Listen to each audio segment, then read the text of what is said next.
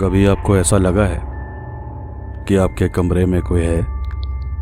कुछ आवाज़ें, कुछ परछाइयाँ, या किसी के चलने की हल्की सी आहट। कुछ चीज़ें दिखाई नहीं देती, उनका सिर्फ एहसास भर होता है। ऐसे ही कुछ किस्से कहानियाँ लेकर आया हूँ मैं आपके लिए। मेरा भूत चतुर्दशी।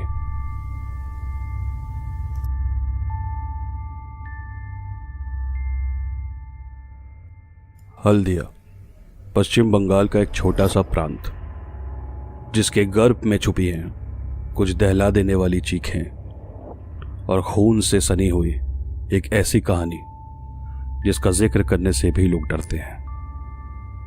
ये कहानी है 18वीं सदी की। बंगाल में अंग्रेजी साम्राज्य अपनी चरम पर था और साथ ही वहां का महिषादल राजवाड़ी का वर्चस्व भी। पूरे बंगाल में वहां के राजघराने के चर्चे थे और शान ऐसी कि अपनी आंखों से ना देखो तो यकीन ही ना हो। आज भी लोग कहते हैं कि वहां की महफिलों की बात ही कुछ और थी। दूर दूर से संगीतकार, कलाकार आते थे और नृत्य और संगीत से पूरा महल गूंज उठता था। ऐसी ही एक शाम दरबार सजा हुआ था और शराब और संगीत में सब डूबे हुए थे। दरबार के बीचों बीच लगे झूमर की रोशनी में नहाए हुए उस दरबार में किसी चीज की कोई कमी ना हो, इसका पूरा ध्यान रखा गया था। कोने में बिछाई गई मलमल की तोशक पर बैठे कुछ मेहमान नशे की चादर ओढ़े अपनी ही धुन में आपस में कुछ बोल रहे थे और मधुर संगीत पर नाचती नर्तकी की घुंघरुओं की आवाज से महफिल की शाम बस देखते ही बनती थी। उसकी सुंदरता ऐसी कि बड़े बड़े राजा अपना सारा साम्राज्य उसके कदमों में निछावर कर दें। शायद मेहमान उसी के बारे में बात कर रहे थे। उसके अद्भुत नृत्य ने जैसे सभी मेहमानों का दिल अपने वश में कर रखा हो और संगीत ऐसा कि दूर दूर के प्रांतों से आए मेहमान खुद को मंत्रमुग्ध महसूस कर रहे थे। ऐसा मनमोहक वातावरण था उस रात महिषादल राजवाड़ी का।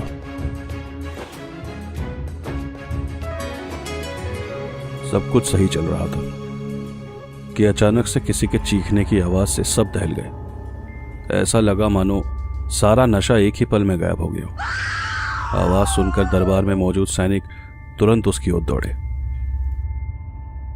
तुम भी जाओ और जाकर देखो क्या हुआ है और फौरन हमें आकर बताओ, राजा ने अपने बगल में खड़े अपने अंगरक्षक से कहा और वो भी बाकी सैनिकों के पीछे भागा। कुछ ही देर हुई होगी कि एक सैनिक दौड़ते दौड़ते दरबार में आया। चेहरा देखकर लगता था कि जैसे जिस्म का सारा खून सूख गया हो। आंखों में भय और दर्द का एक अजीब सा एहसास था उसके। हांफते हांफते दबी सी आवाज में बोला, महाराज, आपको अभी चलना होगा। महल में कुछ अनहोनी हुई है। क्या हुआ है? तुम इतने डरे हुए क्यों? राजा ने पूछा तो सैनिक बोला, कृपा करें महाराज, आप स्वयं चलकर देख लें। डरे हुए सैनिक को देखकर राजा हड़बड़ाकर तेज कदमों से दरबार से बाहर निकलकर सीधे अपने शयन कक्ष की ओर गया और वहां जो उसने देखा, उसे देखकर राजा के पैरों तले की जमीन मानो खिसक गई और बदन में दौड़ता गर्म खून एक झटके में बर्फ सा ठंडा पड़ गया। पूरा बिस्तर खून से सना हुआ था और उस पर राजा के 5 महीने के बेटे के शरीर के टुकड़े पड़े थे और बिस्तर के बगल में बेहोश पड़ी रानी को दासियां होश में लाने की कोशिश कर रही थी। ऐसा भयानक मंजर किसी ने सपने में भी ना देखा होगा। महिषादल राजवाड़ी अचानक से किसी डरावनी कहानी का जैसे हिस्सा बन गया था, जिसमें मौजूद उन किरदारों को अंदाजा भी नहीं था कि आज रात को घटने वाली ये घटना आने वाले कई सदियों तक दस्तक देती रहेगी। हे भगवान, ये क्या हो गया?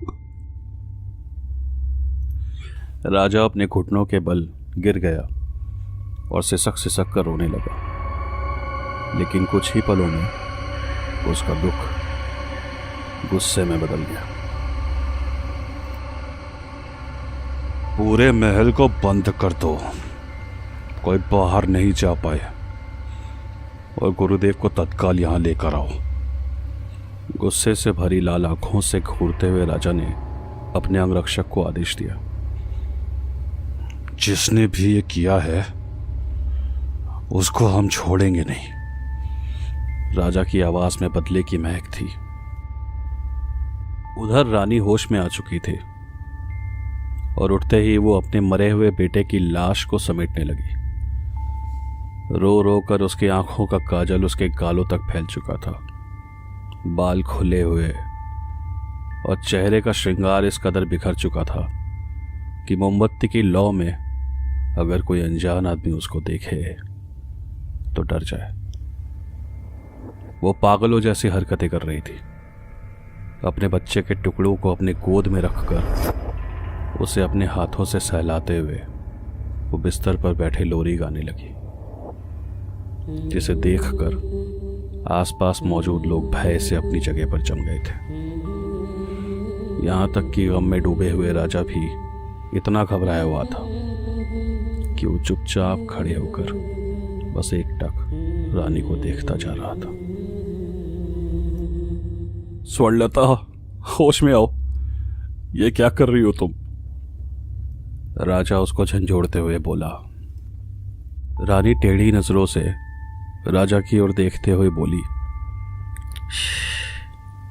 धीरे बोलिए वरना मेरा बेटा जाग जाएगा।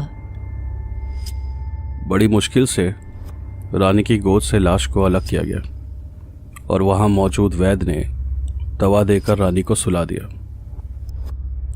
ऐसी दरिंदगी कौन कर सकता है? मुझे तो ये किसी शत्रु की साजिश लगती है महाराज। वैद्य ने राजा से कहा तो सामने से किसी ने जोर से जवाब दिया, साजिश नहीं है, इस महल में शाकचुन्नी का वास है। सामने से एक काले वस्त्र पहने हुए एक शख्स ने राजा की ओर बढ़ते हुए कहा, एक ऐसी अविवाहित औरत की आत्मा जिसकी अधूरी कामनाओं ने उसे हैवान बना दिया है। अगर वक्त रहते उसे रोका नहीं गया तो वो तुम्हारे पूरे परिवार का विनाश कर देगी। आंखों में प्रचंड तेज था उस व्यक्ति के। माथे पर राख की तिलक और गले में रुद्राक्ष की मालाओं को देखकर साफ पता चलता था कि कोई सिद्ध पुरुष होगा। कृपा करें गुरुदेव, मेरे वंश की रक्षा करें। राजा ने गुरुदेव से प्रार्थना की। मुझे रानी के कमरे में लेके चलो। गुरुदेव ने राजा से कहा। कमरे के अंदर इस वक्त अजीब सी ठंड महसूस हो रही थी और ऐसा लग रहा था जैसे वहां कोई है, कुछ ऐसा जिसका एहसास तो है पर अदृश्य। आज भूत चतुर्दशी की रात है। महारानी स्वर्णलता को तत्काल यहां से दूसरे कमरे में ले जाने का प्रबंध करें, गुरुदेव ने कहा, जिस पर राजा के आदेश पर दासियां सोती हुई रानी को वहां से ले गई। रानी के जाते ही गुरुदेव ने हाथ में कुछ राख ली और मंत्रों का उच्चारण करते हुए उसे हवा में बिखेर दिया, जिससे इतनी तेज हवा चली कि कमरे में लगी सारी मोमबत्तियां बुझ गई, सिवाय खिड़की के पास कोने में लगी हुई एक आखिरी मोमबत्ती के। जब दीवार पर सबकी नजर गई तो एक हल्की सी परछाई नजर आई। उस पर कुछ रेंग रहा हो जैसे, और फिर खिड़की से आती हुई चांद की हल्की हल्की रोशनी और हवा से फड़फड़ाते उस आखिरी जलती हुई मोमबत्ती की लौ में वो नजर आई। सफेद आंखों से घूरती हुई, सुहागन की साड़ी और हाथों में शाखा पौला पहने, बिखरे हुए हवा में लहराते काले बाल, खून से सनी लटकती जबान लिए दीवारों पर रेंगती हुई वो औरत जिंदा सड़ी गली लाश की जैसी थी। वो शरीर से इतनी बदबू आ रही थी कि वहां खड़े रहना किसी के लिए भी मुमकिन ना हो। ये सब देख के डर के मारे वहां मौजूद वैद्य कमरे से भाग गया। कौन है तू? नाम बता, वरना तू जानती है मैं क्या कर सकता हूं। गुरुदेव ने बोला तो वो औरत हल्के से मुस्कुराती हुई बोली, क्या करेगा तू? मैं भी तो देखूं। इतना बोलकर फिर वो कभी कमरे के दीवारों पर तो कभी कमरे की छत पर जोर जोर से ठहाके लगाते हुए रेंगने लगी, इतनी तेज कि अगर पलकें झपकी तो अगले पल वो कहाँ हो क्या पता। कौन हूं मैं? इस राजा से पूछना, मुझसे क्या पूछता है? पागल एक्टर। वो एकदम से कमरे की छत पर से उल्टी लटकती हुई गुरुदेव के कानों में बोली। पीछे मुड़कर राजा और गुरुदेव ने देखा तो वो वहां नहीं थी। हाँ, कहाँ गई है? राजा कमरे के चारों ओर नजर दौड़ाते हुए बोला। दिखाई तो वो नहीं दे रही थी, पर उसका एहसास अपने बगल से गुजरते हुए राजा ने साफ महसूस किया। अपनी जगह से मत हिलना। गुरुदेव ने राजा का हाथ पकड़ते हुए कहा। ये जो भी है, इसका तुम्हारे परिवार से किसी न किसी तरह से संबंध अवश्य है। उसकी पायल की आवाज और धीमी धीमी हंसी कमरे के चारों कोने से आ रही थी। गुरुदेव ने तुरंत अपने और राजा के चारों ओर एक अभिमंत्रित घेरा बनाया और मन ही मन कुछ जाप करने लगे। भले ही वो मन में मंत्रों का उच्चारण कर रहे थे, पर हैरानी की बात थी कि पूरे महल में सुनाई दे रही थी। मंत्रों के उच्चारण के साथ में आती उसकी ठहाकों की आवाज किसी भी इंसान को पागल करने के लिए काफी थी। भूत चतुर्दशी की यह रात बहुत लंबी थी और बाहर जाने के सारे दरवाजे बंद। ऐसे में सिवाय डर के और कोई क्या महसूस करता। तकरीबन आधा घंटा बीता होगा कि किसी के घुंघरुओं की आवाज ने अब खामोश पड़े महल की चुप्पी तोड़ी। सबने जब जाके देखा तो महल के दरबार के बीचों बीच महारानी स्वर्णलता खड़ी थी। आसपास के सारे लोग डर से जमे हुए थे और वो पागलों की तरह बस नाचती जा रही थी। और जिस ताल पर वो थिरक रही थी उसे सुनकर राजा के माथे से पसीने की एक लकीर उसके गालों से होते हुए जमीन पर टपकी। क्यों? अब पहचाना मैं कौन हूँ? महारानी स्वर्णलता रुकी और राजा से पूछा, रागिनी, पर तुम तो। राजा घबराई हुई लड़खड़ाती आवाज में बोला। महारानी स्वर्णलता एक रोंगटे खड़े कर देने वाली चीख के साथ महल से बाहर दौड़ी। राजा और गुरुदेव समेत महल में मौजूद सैनिक भी रानी के पीछे दौड़े। भागते भागते वो रुकी महल से थोड़ी दूर बने एक पोखर के सामने, जिसे आज हल्दिया के लोग डूबपुकुर के नाम से जानते हैं। रागिनी, स्वर्णलता, जिस नाम से चाहे पुकार लो। वो अपनी गर्दन मटकाते हुए बोली। ये सुनकर सब भौचक्के रह गए। रानी ये क्या बोल रही थी? सबको लगा उस पर शाकचुन्नी ने कब्जा कर रखा है। पर कहानी का अगला पन्ना खुलना तो अभी बाकी था। वो बिजली सी तेजी से राजा के सामने आई और उसके कानों में कहा, मुझे कब से इस रात का इंतजार था। याद है वो भूत चतुर्दशी की काली रात, जब तुमने अपने आदमियों से कहकर मुझे जंगलों में से घसीटते हुए इसी पोखर में डुबोकर मारा था। कितनी रोई थी मैं, गिड़गिड़ाई, पर तुम नहीं माने। उसकी आवाज में दर्द और परिहास का एक अजीब सा संगम था। मैं तो कब से तुम्हारे साथ हूँ, और हमारा बेटा मरा थोड़ी है। हम दोनों तो बस तुम्हारे साथ खेल रहे थे। उसने पोखर के बगल में खड़े बरगद के पेड़ की ओर इशारा करते हुए कहा। गर्भनाल में लिपटा हुआ 5 महीने का वो नन्हा सा बच्चा अपने मुड़े हुए हाथों और पैरों के बल मंद गति से उल्टा चलते हुए पेड़ से नीचे आया और धीरे धीरे उनकी तरफ बढ़ने लगा।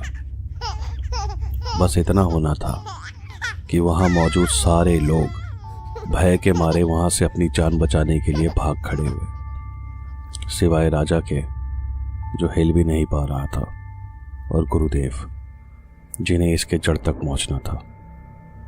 धीमी कदमों से आके वो बच्चा राजा के पैरों से चिपक गया। रानी के शरीर में क्यों प्रवेश किया है? गुरुदेव ने गुस्से से पूछा। मैंने कहाँ प्रवेश किया है?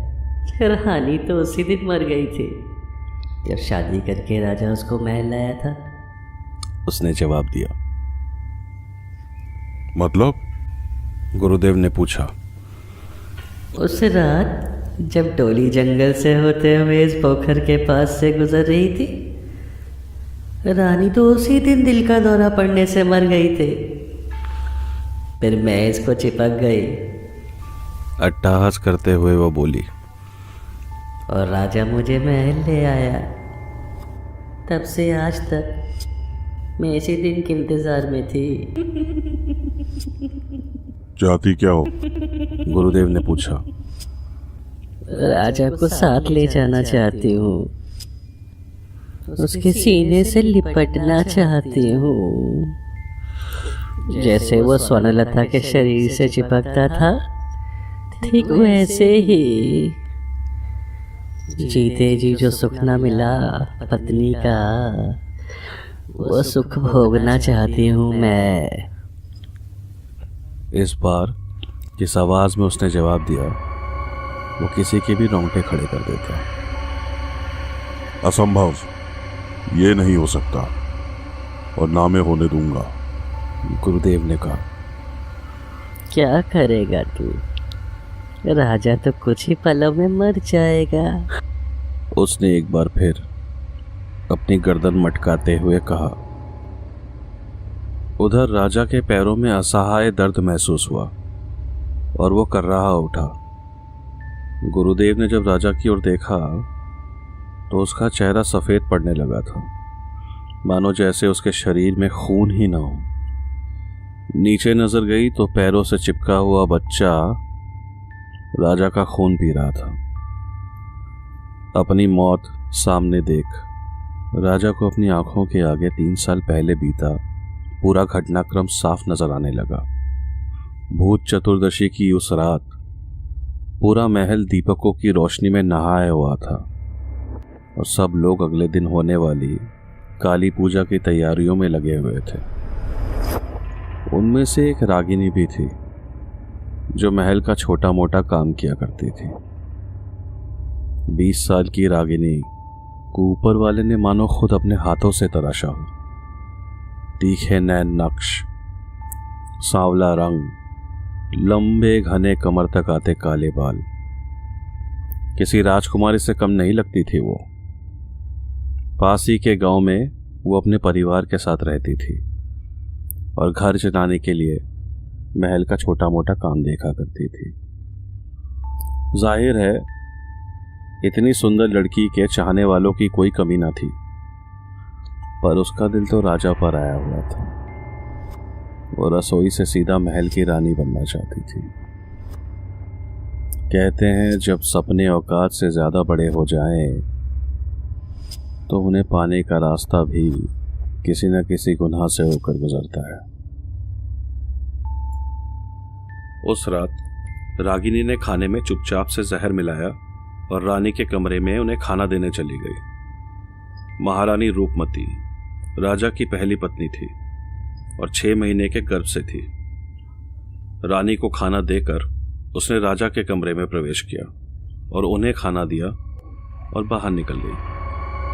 खाने में मिलाई हुई बेहोशी की दवा से राजा कुछ ही देर में सो गया और उधर रानी अपनी गर्भ में पल रहे 6 महीने के बच्चे के साथ तड़प तड़प कर मर गई।